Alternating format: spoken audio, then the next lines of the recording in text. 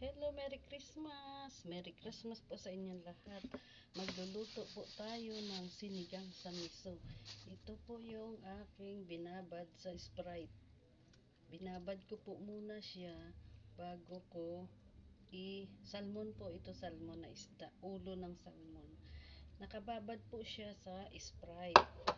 Ibabad ko po muna siya sa Sprite para naka-ready bago siya pirituhin ng kaunti. Papulahin ko lang ng konti para mawala yung lansa. Tapos ito po siya yung miso. Wala siyang kulay na miso. Ito po yung sangkap niya. Ayan, may kamatis, sibuyas, bawang, luya, may siling haba. Ngayon, ito yung aking bunga ng sampalok. Natural talaga siya. Ano siya, organic. Ayan, masarap kasi pag natural na sampalok, bunga ng sampalok. Ito naman po yung aking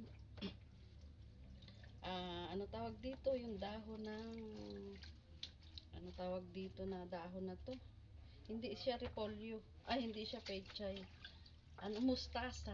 Ayan, mustasa mga guys, ito mustasa po yan, kababad siya, mustasa, kaya sinigang sa miso sa mustasa.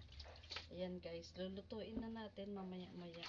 Pero bago yan, binabad ko muna to, nakababad na to siya sa lemon o kaya Sprite, pwede rin, nasa sa inyo. Papula-pulahin ko lang siya guys bago ko sigang sa miso. Kaya riniti ko na po yung mga sangkap ko. Ayan guys,